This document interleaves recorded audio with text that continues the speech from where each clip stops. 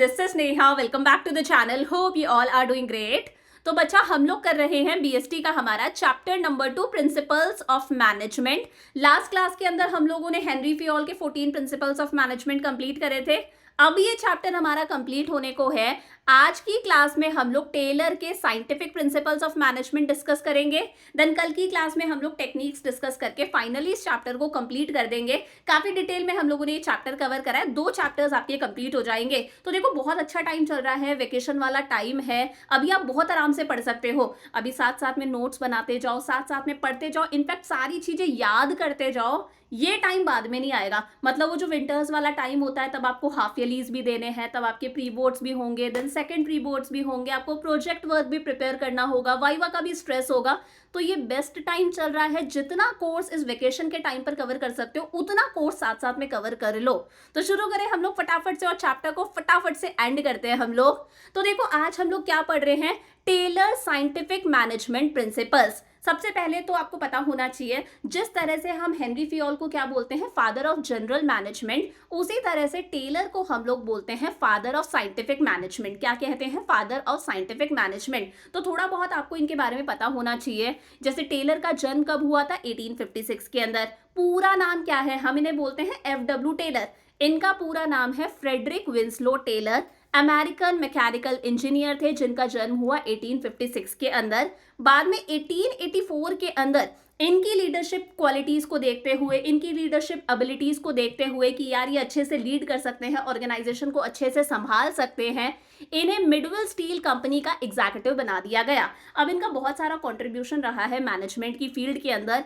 पहली बात तो साइंटिफिक मैनेजमेंट। साइंटिफिक मैनेजमेंट मतलब मैनेजमेंट के अंदर भी साइंस यूज करना। मैनेजमेंट, चाहे आप लोगों का मैनेजमेंट कर रहे हो, एम्प्लॉयज को मैनेज कर रहे हो, चाहे आप काम को मैनेज कर रहे हो, चाहे आप ऑपरेशंस को मैनेज कर रहे हो, हर चीज के अंदर, मैनेजमेंट के हर एलिमेंट के अंदर साइंस अप्लाई करना की सारी चीजें प्रॉपर थिंकिंग के बाद में होनी चाहिए, लॉजिकल थिंकिंग होनी चाहिए, कॉज एंड इफेक्ट रिलेशनशिप होना चाहिए। कोई भी चीज जो है वो सिर्फ इंट्यूशंस पर बेस्ड नहीं होनी चाहिए कि हमें तो ऐसा लगा। ब्लाइंड फेथ के बेसिस पर कुछ भी नहीं होना चाहिए। सारी चीजें प्रॉपर लॉजिकल थिंकिंग पर बेस्ड होनी चाहिए। That is scientific management. तो पहली बार साइंटिफिक मैनेजमेंट, ये जो टर्म है ना, ये टर्म भी इन्होंने ही यूज करी थी। तो क्वेश्चन आ सकता है, पहली बार साइंटिफिक मैनेजमेंट टर्म किसने यूज करा? ये वर्ड यूज करा था FW टेलर ने। इन्होंने अपने प्रिंसिपल्स लिखे, 4 principles of scientific management. The principles of scientific management करके इनका एक आर्टिकल था जो 1911 के अंदर पब्लिश हुआ। बहुत सारा इनका योगदान है। एक किताब इन्होंने लिखी थी, शॉप फ्लोर। इन्होंने ही पीस रेट वेज सिस्टम भी इंट्रोड्यूस करा कि जो हम एम्प्लॉय को पे करते हैं वो उसके प्रोडक्शन के अकॉर्डिंग होना चाहिए। अगर वो ज्यादा प्रोडक्शन कर रहा है, ज्यादा यूनिट्स बना रहा है, मतलब वो एफिशिएंट एम्प्लॉय है, उसे आप पे ज्यादा करो। जो कम यूनिट्स बना रहा है, जो कम प्रोडक्शन कर रहा है, वो इनएफिशिएंट एम्प्लॉय है, उसे कहीं ना कहीं पे कम करो। तो इन्हें हम लोग क्या बोलते हैं? Father of scientific management. तो एक बार पूरा रीड कर लेना। यहाँ से थोड़ा बहुत आ सकता है कि जन्म कब हुआ, इनका क्या कॉन्ट्रीब्यूशन था, इन्हें हम किस नाम से जानते हैं। फाइनली इनकी डेथ हुई, इनका देहांत हुआ 1915 के अंदर। तो ये थे हमारे FW टेलर। अब देखो, बात ये आती है कि साइंटिफिक मैनेजमेंट होता क्या है। मैनेजमेंट तो हम लोगों ने पढ़ लिया। मैनेजर का काम क्या होता है? अपने एम्प्लॉयज से काम करवाना, कि काम कैसे हो, इफेक्टिवली हो, यानी कि टाइम पर काम कंप्लीट होना चाहिए, और एफिशिएंटली हो, कि काम ऐसे हो कि काम को करने की कॉस्ट कम से कम आ रही है, रिसोर्सेज का प्रॉपर यूटिलाइजेशन हो। साइंटिफिक मैनेजमेंट का मतलब क्या होता है? जब हम मैनेजमेंट के अंदर साइंस यूज करते हैं, हर जगह पर जब हम साइंस यूज कर रहे हैं, यानी कि जब हम लोगों को मैनेज कर रहे हैं, ऑर्गेनाइजेशन के अंदर एम्प्लॉयज को मैनेज कर रहे हैं, वहां पर साइंस यूज करी जा रही है।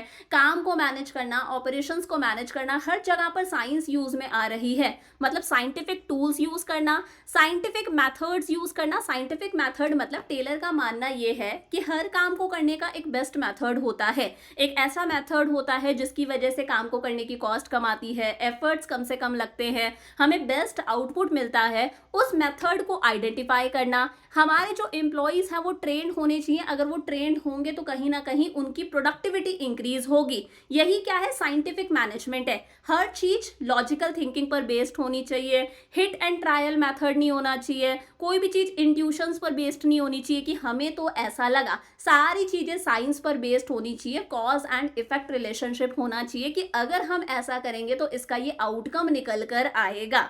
टेलर क्या कहते हैं, scientific management means knowing exactly what you want man to do. Scientific management का मतलब है जो मैनेजर्स हैं उन्हें एग्जैक्टली पता होना चाहिए कि यार हम हमारे वर्कर से क्या चाहते हैं, हमें हमारे वर्कर से क्या काम करवाना है, हमारे वर्कर को क्या काम करना है, और देखना कि वो काम वर्कर्स बेस्ट तरीके से तो कर रहे हैं, वर्कर्स अपना बेस्ट तो दे रहे हैं, काम जो है वो चीपेस्ट वे में कंप्लीट हो रहा है ना, कि रिसोर्सेज का प्रॉपर यूटिलाइजेशन हो रहा है, कॉस्ट कम आ रही है, एफर्ट्स कम लग रहे हैं। यही सब चीजें किसके अंदर आती हैं, साइंटिफिक मैनेजमेंट के अंदर। समझ में आ गया, याद रहेगा इतना।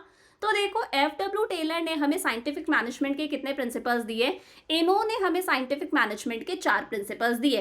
पहला, हर चीज में साइंस होनी चाहिए, science not rule of thumb. अभी हम डिटेल में डिस्कस करेंगे कि हर चीज जो है वो साइंस पर बेस्ड होनी चाहिए, लॉजिक्स पर बेस्ड होनी चाहिए, रूल ऑफ थंब नहीं होना चाहिए कि हमें तो ऐसा लगा इसलिए ये काम इस तरह से कर लो, हमारे जमाने में तो ये काम ऐसे होता था तो तुम भी इस काम को ऐसे ही कर लो, ऐसा कुछ भी नहीं होना चाहिए। सेकंड है हार्मनी नॉट डिस्कॉर्ड, यानी कि जो वर्कर्स हैं, जो मैनेजर्स हैं, उनके बीच में क्या होनी चाहिए, हार्मनी होनी चाहिए, वो मिलजुल कर काम करे, कोई लड़ाई वगैरह नहीं होनी चाहिए। इसी का एक्सटेंशन कि इसे अगर आप एक स्टेप आगे बढ़ा दो तो एक होता है कोऑपरेशन नॉट इंडिविजुअलिज्म, कोऑपरेट करके काम करना, मिलजुल कर काम करना, आपस में एक तालमेल होना चाहिए, अकेले अकेले कोई काम ना करना। और लास्ट है development of each and every person to his or her greatest efficiency and prosperity, यानी कि एम्प्लॉयज का डेवलपमेंट हो, उन्हें ट्रेनिंग वगैरह प्रोवाइड करा जाए, अगर उनका डेवलपमेंट होगा वो अपना बेस्ट देंगे, उनकी प्रोडक्टिविटी इंक्रीज होगी, ऑर्गेनाइजेशन का डेवलपमेंट अपने आप होगा। तो ये 4 साइंटिफिक प्रिंसिपल्स ऑफ मैनेजमेंट है जो हमें किसने दिए, एफ.डब्ल्यू. टेलर ने। वन बाय वन देखें। सबसे पहला क्या है, science not rule of thumb. क्या लिखा है, साइंस होनी चाहिए भैया, रूल ऑफ थंब नहीं होना चाहिए। रूल ऑफ थंब का मतलब वही है, यहाँ पर टेलर कहते हैं कि कोई भी जो आप काम कर रहे हो वो साइंटिफिक इंक्वायरी के बाद में होना चाहिए। जो भी कोई आप मेथड अपना रहे हो, मैनेजमेंट से रिलेटेड जो भी कोई काम है, प्रॉपर रिसर्च करो, हर चीज लॉजिकल थिंकिंग पर बेस्ड होनी चाहिए, सोच समझ के लॉजिक्स के बेसिस पर आपके साइंटिफिक डिसीजंस आप लो। रूल ऑफ थंब नहीं होना चाहिए। रूल ऑफ थंब का मतलब है मैनेजर ने बोल दिया हमारे टाइम पर ये काम 3 दिन में हो जाता था तो तुम वर्कर्स भी इस काम को 3 दिन में कर दो, ऐसा नहीं होना चाहिए। तब का टाइम अलग था, अब का टाइम अलग है, तब की सिचुएशंस अलग थी, अब की सिचुएशंस अलग हैं। कोई भी जो चीज है वो ब्लाइंड फेथ के बेसिस पर नहीं होनी चाहिए, हिट एंड मिस मैथड नहीं होना चाहिए। हिट एंड मिस मैथड का मतलब है एक काम करो, किसी काम को इस तरह से करके देखो, अगर सक्सेसफुल होता है तो ठीक है, नहीं तो इस काम को इस तरीके से करके देख लेंगे, अगर सक्सेसफुल होता है तो ठीक है, नहीं तो इस काम को हम इस तरीके से करके देख लेंगे। तो ये हिट एंड मिस मेथड नहीं होना चाहिए। यहाँ पर एफर्ट का भी वेस्टेज होता है, यहाँ पर टाइम का भी वेस्टेज होता है, हर चीज का वेस्टेज है। तो टेलर कहते हैं ऑर्गेनाइजेशन में जितना भी काम हो रहा है सारा का सारा काम साइंटिफिक इंक्वायरी के बाद में होना चाहिए, प्रॉपर रिसर्च वगैरह करी जाए, एक्सपेरिमेंट्स वगैरह करी जाए। कोई भी काम इंट्यूशंस के बेसिस पर नहीं होना चाहिए। इंट्यूशंस मतलब मैनेजर बोल रहा है मुझे ऐसा लग रहा है, अरे भैया लग रहा होगा, लगने के हिसाब से थोड़ी ना काम होता है। कोई भी चीज सिर्फ मैनेजर के एक्सपीरियंस के बेसिस पर नहीं होनी चाहिए कि मैनेजर ने कोई काम 8 दिन में कर लिया था अपने जमाने में तो वो वर्कर्स को बोल रहा है तुम भी इस काम को 8 दिन में करो, ऐसा नहीं होना चाहिए। कोई भी चीज हिट एंड मिस मेथड के बेसिस पर नहीं होनी चाहिए कि ऐसे करके देख लो, सक्सेसफुल होता है तो ठीक है, नहीं तो ऐसे करके देख लेना। वो कहते हैं, टेलर कहते हैं कि there must be thinking before doing. अगर आप कोई भी काम कर रहे हो तो काम करने से पहले अच्छे से सोचो, रूल ऑफ थंब नहीं होना चाहिए। साइंटिफिक डिसीजंस लो जो कॉज एंड इफेक्ट रिलेशनशिप पर बेस्ड होते हैं कि अगर आप ऐसा कर रहे हो, अगर ये कॉज है तो इसका ये इफेक्ट होगा, इसका ये आउटकम निकल कर आएगा। Taylor pioneered the introduction of the method of scientific inquiry into the domain of management practice। पहली बार मैनेजमेंट के अंदर साइंटिफिक इंक्वायरी की, साइंटिफिक मैनेजमेंट होना चाहिए, लॉजिकल थिंकिंग होनी चाहिए, ये चीज पहली बार लेकर ही कौन आए थे, एफ.डब्ल्यू. टेलर लेकर आए थे। और टेलर कहते हैं कि किसी भी काम को करने का एक बेस्ट तरीका होता है, एक ऐसा तरीका होता है जिस तरीके से अगर आप काम करोगे तो काम को करने की कॉस्ट कम से कम आएगी, रिसोर्सेज का प्रॉपर यूटिलाइजेशन होगा, एम्प्लॉयज की प्रोडक्टिविटी इंक्रीज होगी, एफिशिएंसी इंक्रीज होगी। उस मेथड को फाइंड आउट करना, रिसर्च करना, स्टडी करना, उस मेथड को फाइंड आउट करना और उस मेथड से काम करना। तो कभी भी रूल ऑफ थंब ना हो, हमेशा क्या होना चाहिए, साइंटिफिक अप्रोच होना चाहिए, साइंस हमें लगानी है। समझ में आ गया, पहला अच्छे से क्लियर हो गया कि साइंस लगानी है, रूल ऑफ थंब नहीं होगा, कोई भी चीज इंट्यूशंस के बेसिस पर नहीं होगी, मैनेजर के खुद के एक्सपीरियंस और हिट एंड मिस मेथड के बेसिस पर नहीं होगी। हर चीज को पहले अच्छे से रिसर्च करना है, एनालिसिस करनी है, बेस्ट मेथड फाइंड आउट करना है, वो मैनेजर्स को अप्लाई करना है। सेकंड प्रिंसिपल क्या कहता है, हार्मनी नॉट डिस्कॉर्ड, कि हार्मनी होनी चाहिए, डिस्कॉर्ड नहीं होना चाहिए। हार्मनी का मतलब क्या होता है, कोई भी काम मिलजुल कर करना, ठीक है ना, अच्छे से तालमेल बैठा के मिलजुल कर कोई काम करना। डिस्कॉर्ड नहीं होना चाहिए, यानी कि लड़ाइयाँ नहीं होनी चाहिए, आर्ग्यूमेंट्स नहीं होने चाहिए। तो देखो जनरली किसी भी ऑर्गेनाइजेशन के अंदर दो ग्रुप्स होते हैं, एक ग्रुप होता है वर्कर्स का यानी कि एम्प्लॉयज का ग्रुप, और दूसरा ग्रुप होता है मैनेजमेंट का यानी कि मैनेजर्स का ग्रुप। एक तो वर्कर्स का ग्रुप है, एम्प्लॉयज का ग्रुप है मतलब, और एक किसका ग्रुप है, मैनेजर्स का ग्रुप है। नॉर्मली ये जो दोनों ग्रुप्स होते हैं ये एक दूसरे को अपना राइवल समझते हैं, यानी कि एक दूसरे के साथ में कॉम्पीट करने की कोशिश करते हैं, एक दूसरे को अपना दुश्मन समझते हैं। हमेशा वर्कर्स को क्या लगता है कि यार हम अंडरपेड हैं, हमें पे कम करा जाता है, हम ओवरबर्डन्ड हैं, हमसे काम ज्यादा कराया जाता है। वर्कर्स को लगता है हमें पे कम कर रहे हैं, हमसे काम ज्यादा करा रहे हैं। वहीं मैनेजर्स को लगता है, मैनेजमेंट को ऐसा लगता है कि ये जो वर्कर्स है they are good for nothing, workers से तो कोई काम नहीं होता, ये तो कोई काम सही से करते ही नहीं है, they are good for nothing. तो टेलर कहते हैं दोनों ग्रुप्स के बीच में क्या होनी चाहिए, हार्मनी होनी चाहिए। ये इस तरह की लड़ाइयां यानी कि आर्ग्यूमेंट्स नहीं होने चाहिए। दोनों ग्रुप को पता होना चाहिए कि हम लोग एक दूसरे के लिए बहुत जरूरी है। मैनेजर्स को लगना चाहिए वर्कर्स हमारे लिए बहुत जरूरी है, वर्कर्स नहीं होंगे तो काम नहीं हो पाएगा।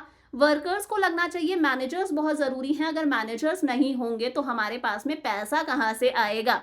तो टेलर कहते हैं जरूरत है कि मेंटल रिवॉल्यूशन हो, कि जो दोनों ग्रुप्स हैं वो एक दूसरे के टूवर्ड्स अपना माइंडसेट चेंज करें। जो वर्कर्स हैं, जो मैनेजर्स हैं, वो एक दूसरे के टूवर्ड्स अपनी थिंकिंग, अपना एटीट्यूड, अपना माइंडसेट चेंज करें।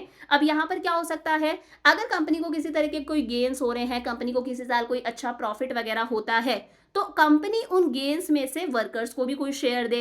अगर कंपनी को अच्छे प्रॉफिट्स वगैरह हो गए तो वो वर्कर्स को उस चीज का क्रेडिट दे, या फिर वर्कर्स को बोनस वगैरह दे दे, शेयर्स वगैरह इशू कर दे सस्ते के अंदर। And at the same time जो वर्कर्स हैं उन्हें भी अननेसेसरीली कोई स्ट्राइक्स, हड़ताल वगैरह नहीं करनी चाहिए, कोई अननेसेसरी डिमांड नहीं करनी चाहिए। वर्कर्स को हार्ड वर्क करना चाहिए ताकि कंपनी अपने गोल्स अचीव कर सके, ताकि ऑर्गेनाइजेशन की ग्रोथ हो।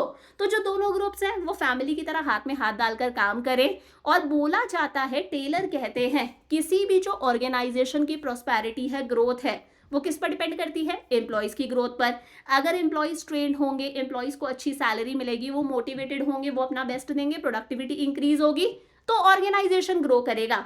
एंड वाइस वर्सा, अगर ऑर्गेनाइजेशन ग्रो करेगा, ऑर्गेनाइजेशन के सेल्स और प्रॉफिट्स इंक्रीज होंगे, तो ऑर्गेनाइजेशन अपने वर्कर्स को अच्छी सैलरी देगा, बोनस देगा, तो वर्कर्स का अपने आप डेवलपमेंट होगा। तो टेलर कहते हैं भैया जी पैटर्नलिस्टिक स्टाइल ऑफ मैनेजमेंट होना चाहिए। इसका मतलब जो मैनेजर्स हैं वो एम्प्लॉयज को अपने बच्चों की तरह ट्रीट करे, फैमिली की तरह ट्रीट करे, कि ये हमारे बच्चे हैं। अगर कंपनी को कोई भी गेन हो रहा है तो उसके बेनिफिट्स वर्कर्स के साथ में भी शेयर करे जाए। तो ये कुछ कीवर्ड्स हैं जो आपको अपने दिमाग में रखने हैं। समझ में आ गया? दो हम लोगों ने पढ़ लिए। सबसे पहले पढ़ा साइंस होनी चाहिए, रूल ऑफ थंब नहीं होना चाहिए। सेकंड है वर्कर्स और मैनेजमेंट के बीच में हार्मनी होनी चाहिए, मिलजुल कर काम करो, डिस्कॉर्ड यानी कि आर्ग्यूमेंट्स, लड़ाइयां नहीं होनी चाहिए, पैटर्नलिस्टिक स्टाइल ऑफ मैनेजमेंट होना चाहिए।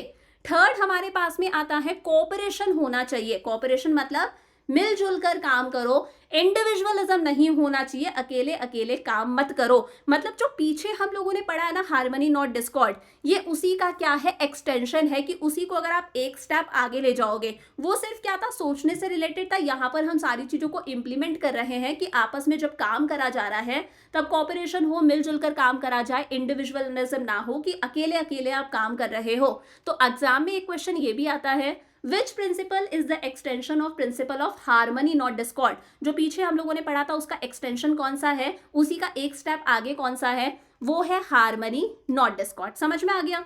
There should be complete cooperation between the management and the labour. जो लेबर्स हैं, एम्प्लॉयज हैं, और जो मैनेजर्स हैं, उनके बीच में क्या होना चाहिए, कोऑपरेशन होना चाहिए, वो मिलजुल कर काम करे, इंडिविजुअलिज्म नहीं होना चाहिए। Competition should be replaced by cooperation.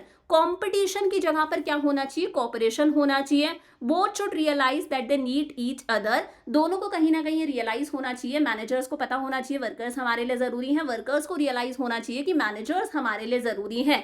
अब देखो जब भी वर्कर्स कोई कंस्ट्रक्टिव सजेशंस देते हैं, कुछ अच्छे आइडियाज वगैरह देते हैं, तो मैनेजर को कभी भी अपने कान बंद नहीं करने चाहिए, उन्हें वर्कर्स के कंस्ट्रक्टिव सजेशंस को सुनना चाहिए। और अगर वर्कर ने कोई ऐसा सजेशन दिया है जिसकी वजह से काम को करने की कॉस्ट कम से कम आ रही है, एफर्ट्स कम लग रहे हैं, रिसोर्सेज का बेस्ट यूटिलाइजेशन हो रहा है, कोई बढ़िया सा सजेशन दे दिया, तो इन सजेशंस के लिए जो मैनेजर्स हैं वो वर्कर्स को रिवॉर्ड भी दे।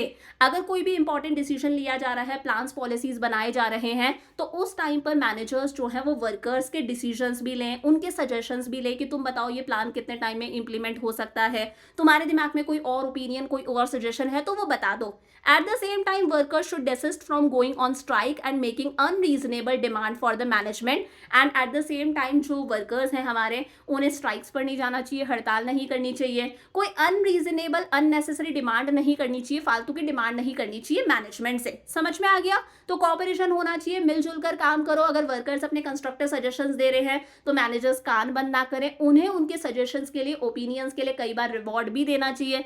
अगर मैनेजर्स कोई डिसीजंस ले रहे हैं तो वर्कर्स के सजेशंस, उनके ओपिनियंस भी लेने चाहिए। And at the same time workers भी अननेसेसरीली स्ट्राइक्स ना करें, आलतू फालतू की कोई डिमांड ना करें। लास्ट प्रिंसिपल आता है हमारे पास में, development of each and every person to his or her greatest efficiency and prosperity. बहुत ही साधारण सा है, बहुत ही सिंपल सा है कि ऑर्गेनाइजेशन के अंदर हर पर्सन का डेवलपमेंट होना चाहिए, यानी कि जो जितने भी एम्प्लॉइज हैं उनकी ग्रोथ होनी चाहिए, उनका डेवलपमेंट होना चाहिए, उन्हें ट्रेनिंग मिलनी चाहिए। अगर एम्प्लॉइज का डेवलपमेंट होगा, उन्हें ट्रेनिंग वगैरह मिलेगी, तो उनकी प्रोडक्टिविटी इंक्रीज होगी, वो प्रोडक्शन ज्यादा करेंगे। अल्टीमेटली किसे फायदा होगा? ओवरऑल मैनेजर्स को, ओवरऑल ऑर्गेनाइजेशन को फायदा होगा। ऑर्गेनाइजेशन की सेल्स इंक्रीज होंगी, ऑर्गेनाइजेशन के प्रॉफिट्स इंक्रीज होंगे। वही लिखा है, industrial efficiency depends to a large extent on personal competencies. जो इंडस्ट्री की एफिशिएंसी है, कंपनी ऑर्गेनाइजेशन की एफिशिएंसी है, वो किस पर डिपेंड करती है? वर्कर्स की एफिशिएंसी पर। Scientific management also stood for worker development. Scientific management यानी कि टेलर कहते हैं कि वर्कर्स का डेवलपमेंट बहुत जरूरी है, वर्कर्स की ट्रेनिंग बहुत जरूरी है। अगर एक बंदा ट्रेंड है, उसे ट्रेनिंग मिली हुई है, तो वो जो बेस्ट मेथड हम लोगों ने सोचा है ना कि किसी भी काम को करने का एक बेस्ट मेथड होता है, वो उस बेस्ट मेथड को अच्छे से समझ सकता है, अच्छे से अप्लाई कर सकता है। Taylor insisted that each person should be scientifically selected. Taylor कहते हैं भाई किसी भी बंदे को जब हम सिलेक्ट कर रहे हैं तो साइंटिफिकली सिलेक्ट करें, यानी कि जब नया एम्प्लॉय आया है, कैंडिडेट आया है, तो उसका प्रॉपर रिटन टेस्ट होना चाहिए, उसका प्रॉपर इंटरव्यू होना चाहिए, प्रॉपरली हम अच्छे से साइंटिफिकली उस बंदे को सिलेक्ट करें। जब हम उस बंदे को काम दे रहे हैं तो काम हम ऐसे ही ना दे, हम देखें कि उसकी क्वालिफिकेशन क्या है, उसे किस चीज़ का एक्सपीरियंस है, उसे कौन कौन सी स्किल्स आती हैं, उसकी फिजिकल, मेंटल, इंटेलेक्चुअल कैपेबिलिटी, सबको हम चेक करें। To increase efficiency they should be given the required training. उसके बाद में बंदे को प्रॉपर ट्रेनिंग दी जाए। Efficient employees would produce more and earn more, क्योंकि माना जाता है जितना बंदा ट्रेंड है, जितना एफिशिएंट है, उसकी प्रोडक्टिविटी इंक्रीज होगी, वो ज़्यादा प्रोडक्शन करेगा, उसकी खुद की अर्निंग कैपेसिटी भी इंक्रीज होगी। अपने आप ओवरऑल ऑर्गेनाइजेशन के लिए ये अच्छा है। समझ में आ गया? तो 4 साइंटिफिक प्रिंसिपल्स दिए हैं हमें टेलर ने। कौन कौन से? साइंस होनी चाहिए, रूल ऑफ थंब नहीं होना चाहिए। सेकेंड है हार्मनी होनी चाहिए, डिस्कॉर्ड्स नहीं होने चाहिए, कंप्लीट मेंटल रिवॉल्यूशन की जरूरत है on the part of both management as well as workers. फिर इसी का एक्सटेंशन आता है, कोऑपरेशन होना चाहिए, इंडिविजुअलिज्म नहीं होना चाहिए। अगर वर्कर्स कुछ कंस्ट्रक्टिव सजेशंस दे रहे हैं तो मैनेजर्स उन्हें वेलकम करें, अपने कान बंद ना करें, उन्हें उनके सजेशंस के लिए रिवॉर्ड भी दिया जाए। And at the same time workers भी स्ट्राइक ना करें, कोई अनरीजनेबल डिमांड ना करें। लास्ट है development of each and every person to his or her greatest efficiency. Organisation में जितने भी बंदे हैं उनका सिलेक्शन सोच समझ के होना चाहिए, साइंटिफिकली उन्हें सिलेक्ट करना है। सिलेक्ट करने के बाद में उन्हें जब हम काम दे रहे हैं तो काम उनकी एजुकेशन, उनकी क्वालिफिकेशन, उनके स्किल, एक्सपीरियंस, इंटरेस्ट के बेसिस पर होना चाहिए। उन्हें time to time training provide करो, जितना बंदा ट्रेंड होगा उतनी उसकी प्रोडक्टिविटी इंक्रीज होगी, उसकी प्रोडक्टिविटी इंक्रीज होगी, ओवरऑल कंपनी के लिए अच्छा है। तो 90% चैप्टर हमारा कंप्लीट हो गया। अब एक बहुत इंपॉर्टेंट टॉपिक बचता है इस चैप्टर का, टेक्निक्स ऑफ मैनेजमेंट। ये टेक्निक्स हम लोग कल की क्लास में डिस्कस करेंगे, यानी कि इस चैप्टर के पार्ट 5 के अंदर डिस्कस करेंगे, और उसी के साथ में आपका चैप्टर नंबर 2 कंप्लीट हो जाएगा। सो यहाँ तक का अच्छे से पढ़ के रखना, इस वीडियो को अपने फ्रेंड्स के साथ में भी शेयर करना, और लेक्चर कैसा लगा मुझे कॉमेंट्स के अंदर बताना। I will see you tomorrow. Lots of love, bye bye.